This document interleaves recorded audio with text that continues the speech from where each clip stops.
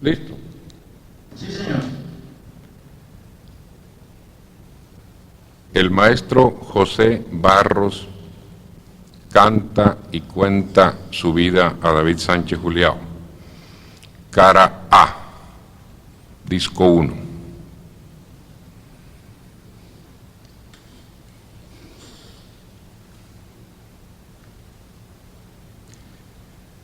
Recientemente ha aparecido, maestro Barros, una publicación que se titula La piragua de Guillermo Cubillo. Es una publicación firmada por José Benito Barros, quien ahora en 1990 aparece como escritor. Y en la contratapa de esa publicación se lee: José Benito Barros es un artista innato, de esos que solo nacen cada década.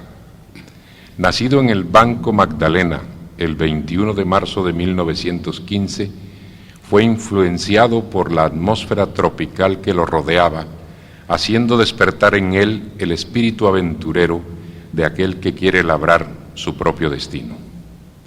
Así pasó de ser pescador a minero, tan rápido como a interpretar su propia música, viajando a países como Argentina, Chile, Brasil, México, Centroamérica, Panamá, Perú, Ecuador y Venezuela. En el Perú grabó para la RCA Víctor 2 tangos, iniciando así su carrera musical, enmarcada por numerosas condecoraciones que han sabido premiar su extensa obra musical. Recordemos Las Pilanderas, Mala Mujer, A la orilla del mar, El vaquero, El gallo tuerto, La momposina y la que podríamos llamar su sello personal, La piragua. Maestro José Barros, buenas tardes, ¿cómo está? Buenas tardes, David. Bienvenido a Barranquilla, maestro. Muchas gracias.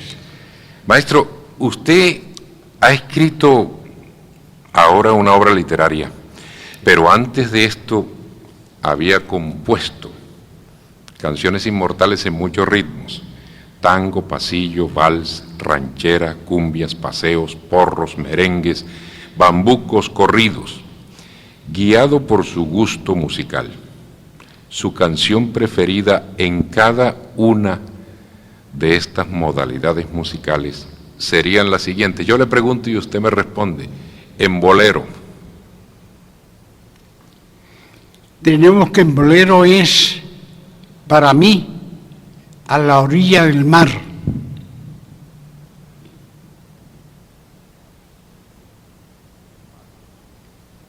En vals, maestro. En vals, Por el alma de mi madre.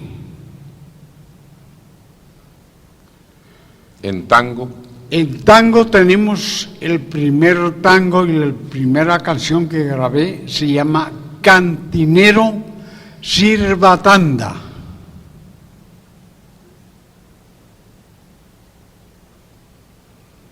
En pasillo. En pasillo tenemos un pasillo que ha gustado mucho en Colombia, titulado Pesares.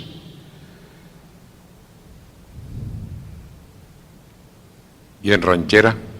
En ranchera hice una que causó bastantes tragedias en Colombia, se tituló Mala Mujer.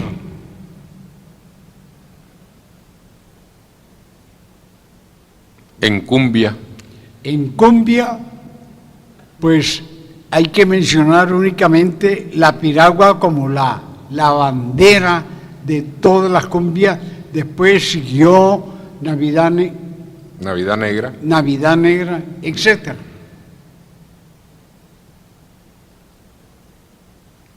En paseo. En paseo tenemos El vaquero.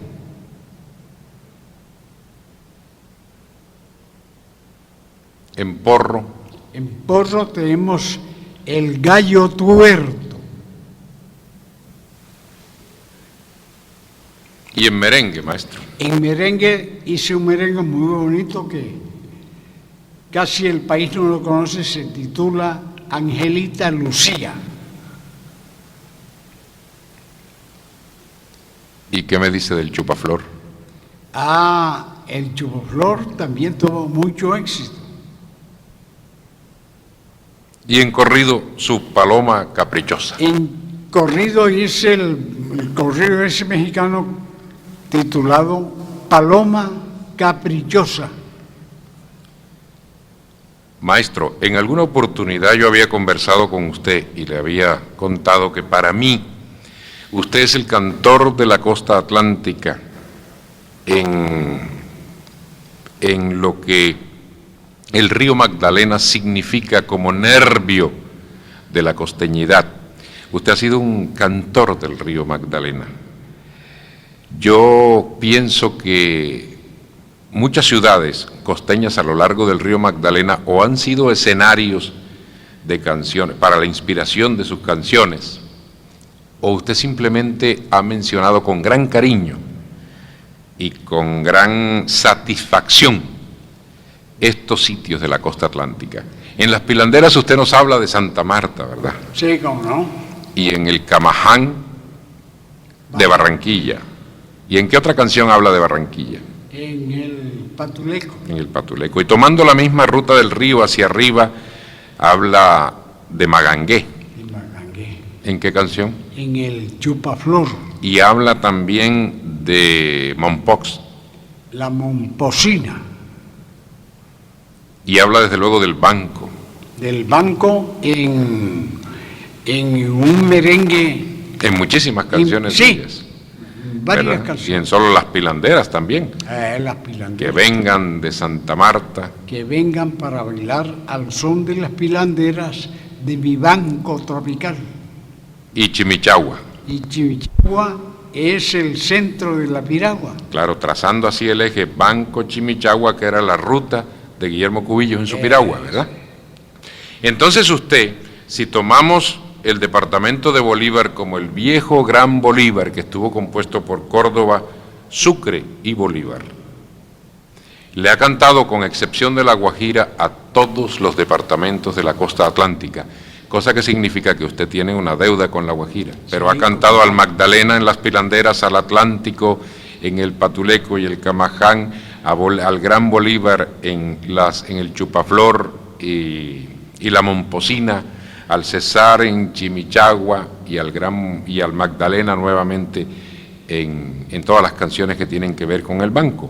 De tal manera que usted ha tomado el Magdalena como la ruta, como el nervio de su inspiración, y en eso usted se parece mucho a la costa. Si en alguna oportunidad yo tuviera la oportunidad de bautizar si en alguna ocasión tuviera la oportunidad de bautizar un movimiento de integración costeña con un nombre, yo sugeriría que lo llamaran Movimiento José Barros. Usted es la bandera y la reivindicación de la costa atlántica. Pero usted ha compuesto algo, a un elemento que se identifica en Colombia con el río, que es el caimán. ¿En qué ocasión le cantó usted al caimán? El caimán le canté Con ocasión de una tragedia, una aventura que hubo en el banco con una muchacha. Un barranquillero se llevó una muchacha. Esa muchacha se hizo la ahogada, pero no era tal ahogada, sino que el barranquillero se la llevó. ¿Se la llevó el caimán? Se la llevó el caimán, para el Barranquilla. cipote caimán para Barranquilla. En este caso el caimán se vino para Barranquilla, pero acompañado. Acompañado con la caimana. Mirando su vida, en términos generales, maestro, usted y yo hemos convenido en trazar un diagrama, en trazar una especie de ruta de su vida y en encontrar en ese trazo 4 pasos fundamentales, ¿verdad? Una época de su infancia que fue muy rica, una época de búsqueda, una época en que usted fue un trotamundo, y luego lo que llamó usted mismo la etapa de la consagración y del retorno al Banco Magdalena. Su padre se llamaba José María Barros Traveseiro, ¿verdad? Y usted lo definió como oligarca confeso en alguna oportunidad. Hábleme de su padre. ¿Cómo era su padre? Mi papá era, como te dije, un oligarca conservador. Fue 4 veces alcalde del Banco, Y prefecto de la provincia. prefecto de la provincia del Banco y prefecto de la provincia de Río de Oro. Y su madre, doña Eustacia Palomino Jiménez, era una mujer del pueblo. Era una mujer del pueblo, completamente del pueblo.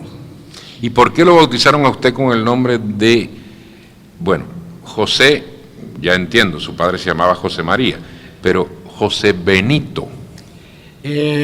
Como te digo, mi papá era muy godo de los conservadores de tradición.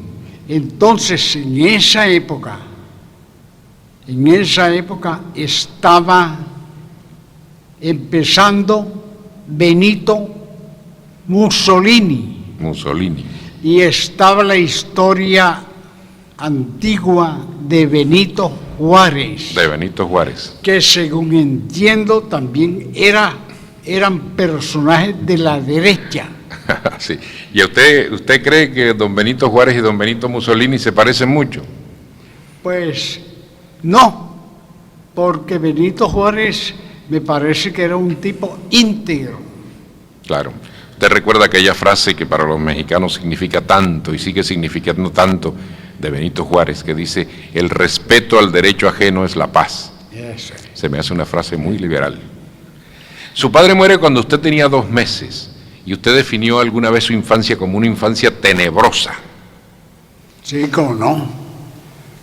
Eso, al morir mi padre, nosotros quedamos completamente en una pobreza terrible. Y usted empezó a hacer lo que hacen los costeños, es decir, a rebuscarse. Usted dijo que empezó a rebuscarse. Al rebusque, a vender periódicos, a vender lotería, a vender cromos, a vender arepas, a vender dulces. Pero usted cantaba en esa época. Y eso lo combinaba con el canto, como cantaba muy bonito los señores telegrafistas, los del Claro. correo, que se reunían a tomar trago, me llamaban, me subían a un taburete, me hacían cantar y ahí levantaba yo hasta 20 centavos, que era un capital. En Capital. Pero usted me contó en alguna oportunidad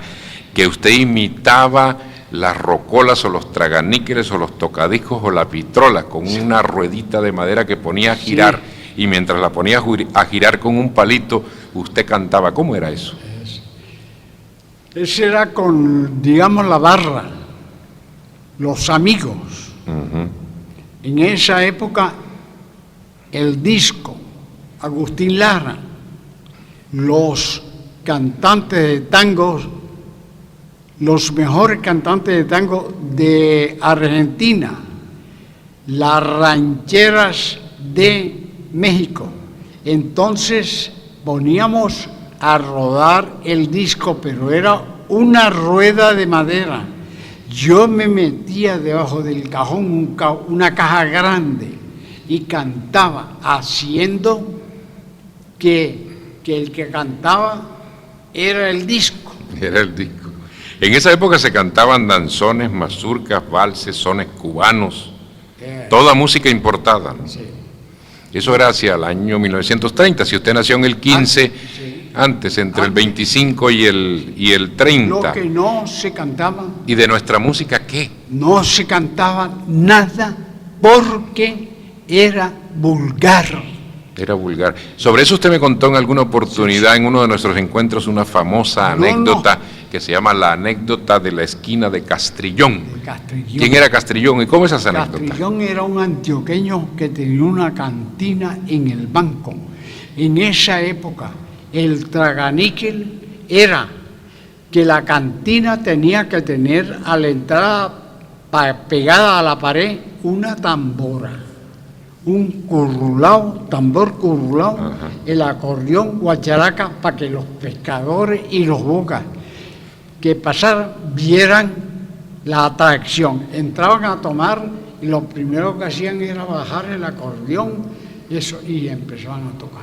Sí, las cantinas le ponían los instrumentos Los a la gente, instrumentos. a disposición de la gente los Lo instrumentos. que Qué bueno. hoy reemplaza el traganique. El traganique. El traganique. Qué bella costumbre. Pero los muchachos que teníamos pues una Posición, una categoría, cierta posición. una cierta posición, no nos permitían oír esa clase de música, ni merengue, ni paseo, ni vallenato, nada, porque eso era vulgar.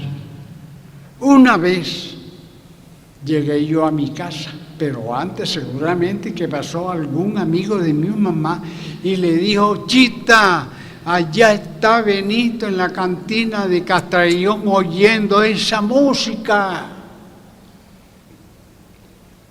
Yo llegué a la casa sin saber nada. Cuando entro me coge mi hermana mayor por las mechas y me da 3 puños en la espalda, y viene mi mamá y me dio una coriza. ¿Y cómo era el que le decían? Boga. Cada juetazo que me daban, me decían: pescador, pa, boga, pa, yo no sé qué, pa. Como un insulto, ¿no? Como Pescador, eso. boga, simplemente porque estaba oyendo esa música. Usted estudia la primaria ahí en el banco, en esas condiciones, ¿verdad? En medio de esa música importada, Sí. todavía sin ningún contacto con nuestra música vernácula, más allá de la esquina de Castrillón. Vendió periódicos, vendió lotería, dulces, fue empleado de un bar, porque usted cantaba y tenía buena voz, ¿verdad? Y lo llamaban mucho para las parrandas. ¿Estamos bien o no estamos bien en ese cómo no, enfoque? perfecto. Hasta que para poder salir del país y obtener antes la libreta militar, usted se entrega a lo que llamaban el sorteo del No, cuartel, no, o se no, entrega al regalado. ejército. Se Le entregó decían, regalado. Regalado, le decían: ese es un regalado. Se presentó Sí. para el ejército, para que lo Ah, cogieran para el cuartel. Sí, ver. porque antes a la gente la perseguían. La Yo me acuerdo perseguían. en Lorica, Y otros se cerraban regalaban. en Lorica cerraban las puertas del cine cuando uno estaba en cine y entraba el ejército y empezaba a coger gente para el sorteo, decían allá. Y Porque otros que querían ir y no los cogían, se regalaban. se regalaban.